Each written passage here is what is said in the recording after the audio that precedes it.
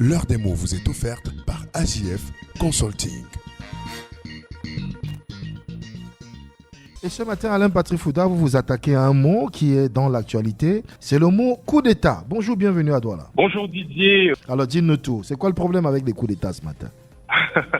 Alors, le problème, c'est que le mot coup d'État se banalise sur l'ensemble du continent. Le mot coup d'État est défini comme la prise du pouvoir dans un État par une minorité grâce à des moyens non constitutionnels de pouvoir imposer par surprise et utilisant la force.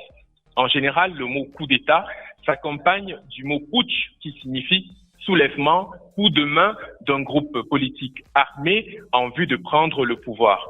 Dans le cas du Gabon, mais aussi du Niger, du Mali, du Burkina, les coups d'État sont l'œuvre de putschistes. Alors, le mot coup d'État est dans l'air du temps. L'on pourrait même dire qu'il est à la mode et les médias autant que les peuples s'en délectent. Sur Internet, si vous googlisez ce mot, vous aurez 3 propositions d'informations principales. La première, Afrique, les 7 coups d'État militaires au cours des 3 dernières années pour Africa News. Ensuite, Afrique, ces coups d'État qui ont secoué le continent depuis 3 ans pour RFI. Et enfin, du Mali au Gabon, la contagion des coups de force en Afrique centrale et de l'Ouest pour France 24.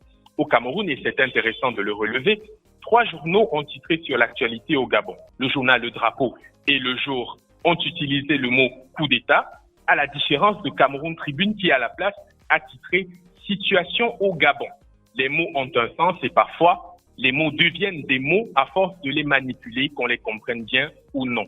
J'ai en tout cas coutume de le dire, il faut être capable de mettre des mots sur le réel. Et le réel, à mon sens, c'est tout d'abord la dépolitisation du mot coup d'État qui traduit de plus en plus l'implication ou tout au moins l'intérêt des peuples d'en bas pour leur destin commun confié par la force des élections à leurs dirigeants. Le réel, c'est aussi la récurrence des coups d'État sur le continent africain. L'Afrique s'accommoderait-elle sans doute assez mal à la démocratie au sens de Tocqueville?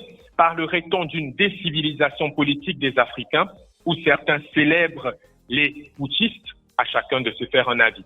Enfin, le réel pour l'Afrique contemporaine, c'est peut-être aussi cet entre-deux en transition générationnelle et ras-le-bol sociopolitique. En tout cas, ce qu'il faut noter par-dessus tout, c'est qu'un coup d'État, c'est l'entrée royale dans l'inconnu et l'inconnu, c'est l'antithèse de la sérénité.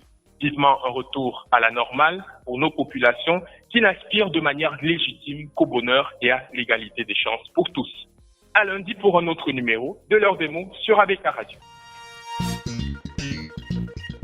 L'heure des mots vous est offerte par AJF Consulting.